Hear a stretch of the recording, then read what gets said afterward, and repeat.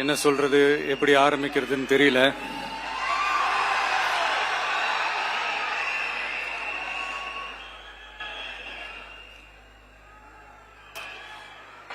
சினிமாவில் எப்படியாவது கஷ்டப்பட்டு வெற்றி அடையணும்னு இருந்த ஒரு சாதாரண அசிஸ்டன்ட் டைரக்டருக்கு பிறந்த ஒரு பிள்ளையா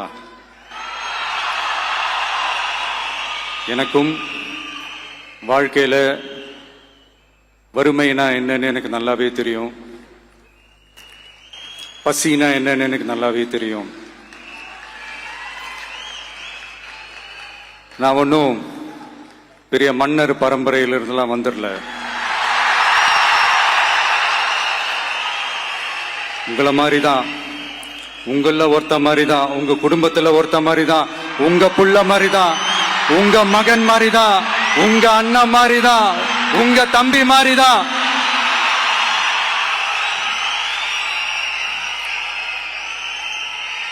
அப்படிதான் நான் உணர்றேன். நீங்களும் என்ன அப்படி நினைச்சதுனாலதான் சினிமாவில் எனக்கு ஒரு மிகப்பெரிய ஒரு இடத்த ஒன்று கொடுத்தீங்க. அதையெல்லாம் விட்டுட்டு உங்களுக்காக நன்றி கடன் செலுத்துறதுக்காக அரசியலுக்கு வந்த உங்க விஜய, இந்த விஜய, நீ வா விஜய், நாங்களா இருக்கோம், பாத்துக்கிறோம். விஜய் தம்பி நீ வா, நாங்க இருக்கோம். விஜி தம்பி நீ வா, நாங்க இருக்கோம்.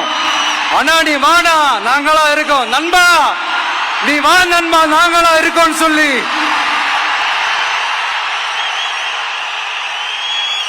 அவ்வளவு அன்பா, அவ்வளவு உறவா என்ன ஏத்துக்கிட்டீங்க.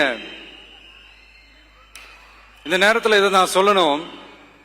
இந்த டிராவல்ல, இந்த ப்ராசஸ்ல எனக்கு எவ்வளவோ கஷ்டங்கள், எனக்கு எவ்வளவோ இந்த அவமானப்படுத்தினதெல்லாம் ஒரு பக்கம் இருந்தாலும், எனக்காக கூட நின்ன உங்களுக்கும் அதே மாதிரி கஷ்டங்கள், அதே மாதிரி அவமானங்கள், அதையெல்லாம் நீங்க பெருசா எடுத்துக்காம, அதையெல்லாம் நீங்க பொருட்டாவே எடுத்துக்காம, என்னோட வலிகளை, என்னோட வேதனைகளை உங்களோட தான் நினைச்சு என் கூடவே நின்னு இன்னைக்கு சி ஜோசப் விஜய் எனும் நான்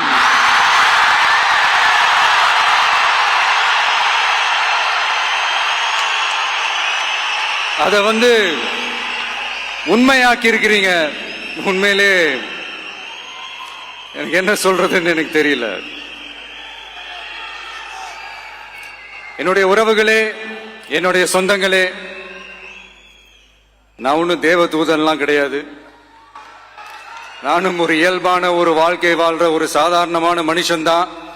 நான் முன்னாடியே சொன்ன மாதிரி அது செய்வேன் இது செய்வேன்னு பொய்யான வாக்குறுதிகள்லாம் கொடுத்தவங்கள நான் ஏமாத்த மாட்டேன். எது சாத்தியமோ அது மட்டும்தான் நான் செய்வேன். இம்மிடியட்டா உங்க மனசுல ஒரு கேள்வி ஒண்ணு வரலாம், அப்ப சாத்தியம் இல்லாததை செய்ய மாட்டாங்களா, செய்ய முடியாதா அப்படின்ற ஒரு கேள்வி ஒண்ணு வரலாம். இத்தனை கோடி மக்கள் என் கூட இருக்கும் போது எது வந்தாலும் பாத்துக்கலாம், என்ன வந்தாலும் பாத்துக்கலாம் அப்படின்ற அந்த கான்பிடன்ஸ் என் மனசுல இருக்கு. இன்னொரு விஷயமும் நான் இங்க சொல்லணும். இன்னைக்கு நம்ம தமிழ்நாடு கவர்மெண்ட் இருக்கிற அந்த நிலைமையை பத்தி நான் உங்ககிட்ட நான் சொல்லணும். கிட்டத்தட்ட 10 லட்சம் கோடிக்கு மேல கடன் வாங்கி வச்சுட்டு போயிருக்கிற இன்னைக்கு அந்த தமிழ்நாடு அரசு இருக்கிறப்போ, கஜானாவை சுத்தமா தொடச்சி வலிச்சு வச்சுட்டு போயிருக்கிறப்போ, தூக்க முடியாத சுமையை ஏத்தி வச்சுட்டு போயிருக்கிறப்போ,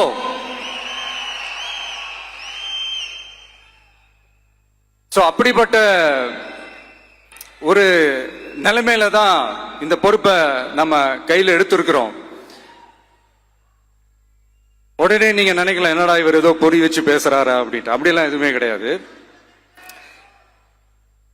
உள்ள போய் பார்த்தா தான் தெரியும் எது எந்த நிலைமையில இருக்குன்னு, என்ன இருக்கு என்ன இல்ல, எது எந்த நிலைமையில இருக்கு எது எந்த நிலைமையில இல்ல. அதையெல்லாம் பார்த்துட்டு உங்களுக்கு ஒரு வெள்ளை அறிக்கையா அதை வெளியிடணும்னு நான் நினைக்கிறேன்.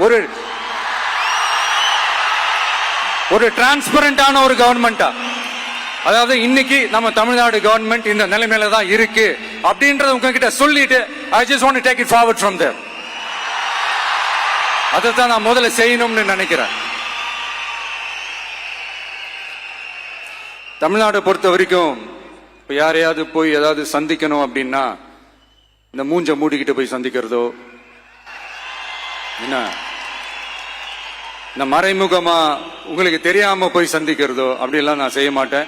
எதுவா இருந்தாலும் வெளிப்படையாக ஒளிவு மறைவு இல்லாம தான் நான் செய்வேன். இவ்வளவு பெரிய ஒரு பொறுப்பை என் கையில கொடுத்திருக்கிறீங்க. அதே நேரத்தில் எனக்கு கொஞ்சம் அவகாசமும் நீங்க கொடுக்கணும்னு நான் ரிக்வெஸ்ட் பண்ணி கேட்டுக்கிறேன். நான் சொன்னதையெல்லாம் படிப்படியா நிறைவேற்ற நான் ட்ரை பண்ணுவேன், நிறைவேற்றுவேன். அதே நேரத்தில் எனக்கு கொஞ்சம் அவகாசம் கொடுத்தீங்கன்னா எனக்கு கொஞ்சம் உதவியாகவும் ஒத்துழைப்பாகவும் இருக்கும். இது உங்களுடைய ஆட்சி. பெண்கள் பாதுகாப்பை ரொம்ப ஸ்ட்ரிக்டா வச்சிருப்பேன். போதைப் பொருள் கலாச்சாரம் அதை கண்ட்ரோல் பண்றதுக்கு என்னென்ன ஸ்டெப்ஸ் எடுக்கணும், என்னென்ன முயற்சிகள் எடுக்கணும், இன்னிலிருந்து அதை நான் எடுப்பேன். நம்ம பசங்களை அதுல இருந்து காப்பாற்ற வேண்டியது நம்ம அரசனுடைய பொறுப்பு. அதே மாதிரி சட்டம் ஒழுங்கு எல்லாருக்குமான பாதுகாப்பை நான் உறுதிப்படுத்துவேன். என்ன அவமானப்படுத்துறவங்களாகவே இருந்தாலும், என்ன கஷ்டப்படுத்துறவங்களாகவே இருந்தாலும் அவங்களும் என் மக்கள் தானே. நண்பர்களாக இருந்தாலும் எதிரிகளாக இருந்தாலும் 8 கோடி மக்களும் என் மக்கள் தானே.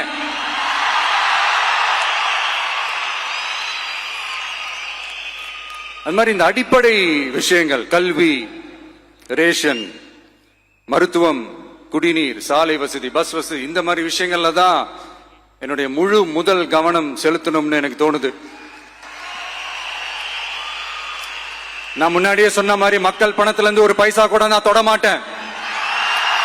எனக்கு அது அவசியமும் இல்லை. அது உங்களுக்கு நல்லாவே தெரியும்.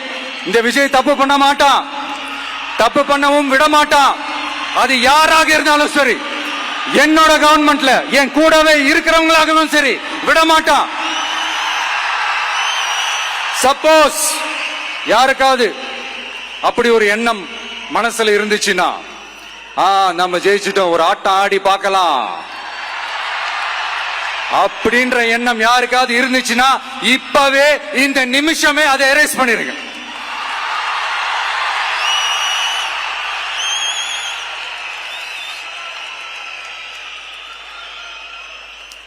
இங்க ஒரே சென்டர் தான், என் தலைமையில் உண்டான சென்டர்.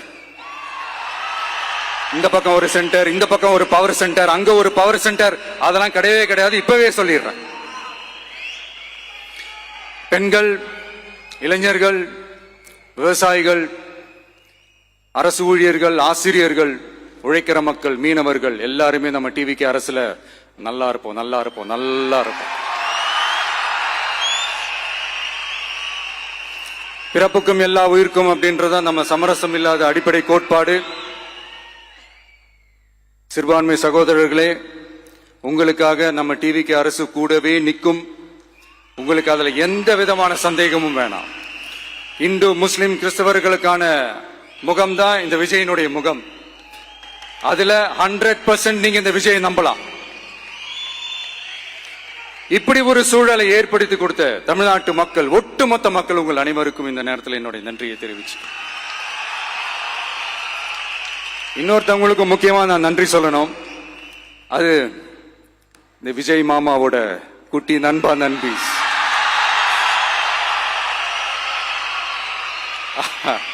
அவங்களாலதான் இது நடந்திருக்கு. உங்களுக்கு எப்படி நன்றி கடன் செய்யணும்? உங்களுக்காக உங்க ஃபியூச்சரை மைண்ட்ல வச்சுக்கிட்டு எல்லா நல்ல விஷயங்களையும் உங்களுக்காக இந்த விஜய் மாமா செஞ்சு கொடுப்பான். கான்பிடண்டா இருங்க. அதே மாதிரி இன்னொருத்தவங்களுக்கும் நான் முக்கியமா நன்றி சொல்லணும். உங்களை எப்படி நான் மறப்பேன்? நீங்க தான் என்னோட உயிராச்சு. தமிழக வெற்றி கழக தோழர்களே,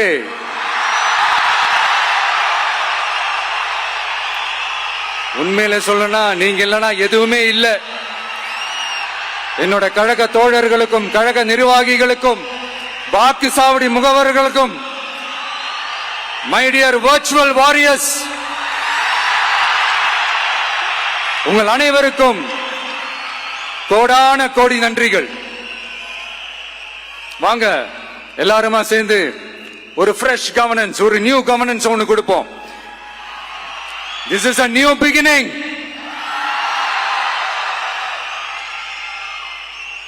A new era of a real secular social justice starts now.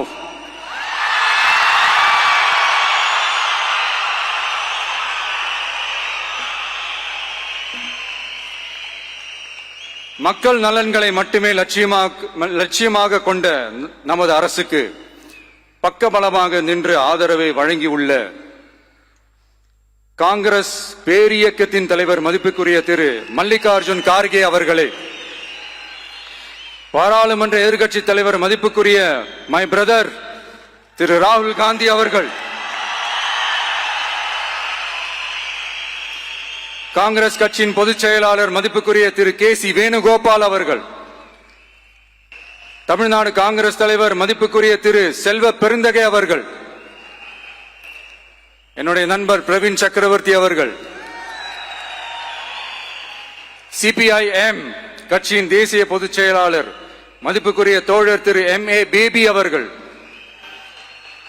மாநில செயலாளர் மதிப்புக்குரிய தோழர் திரு பி. சண்முகம் அவர்கள், அரசியல் தலைமை குழு உறுப்பினர் மதிப்புக்குரிய தோழர் திரு கே. பாலகிருஷ்ணன் அவர்கள், பாராளுமன்ற உறுப்பினர் மதிப்புக்குரிய தோழர் திரு சு. வெங்கடேசன் அவர்கள்,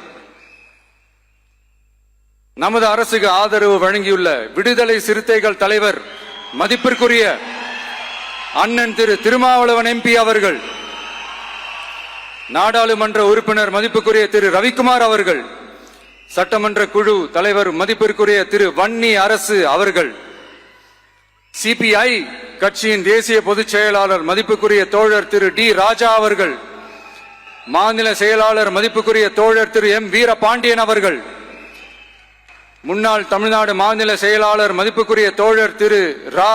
முத்தரசன் அவர்கள், இந்திய யூனியன் முஸ்லிம் லீக் கட்சியின் தலைவர் மதிப்புக்குரிய டாக்டர் திரு காதர் மொய்தீன் அவர்கள், நாடாளுமன்ற உறுப்பினர் மதிப்புக்குரிய திரு நவாஸ் கனி அவர்கள், உங்க எல்லாரையும் வருக வருக என்று வரவேற்கிறேன். முக்கியமா இந்த மாதிரி நேரத்தில் எனக்காக நீங்க குரல் கொடுத்ததுக்கும், எனக்காக நீங்க சப்போர்ட் பண்ணி கூடவே நின்னதுக்கும் உங்க எல்லாருக்கும் இந்த நேரத்தில் என்னுடைய நன்றியை தெரிவிச்சுக்கிறேன். கான்பிடண்டா இருங்க, நல்லதே நடக்கும், வெற்றி நிச்சயம். மீண்டும் சந்திக்கும் வரை இல்ல மீண்டும் மீண்டும் சந்திப்போம். நன்றி, வணக்கம்.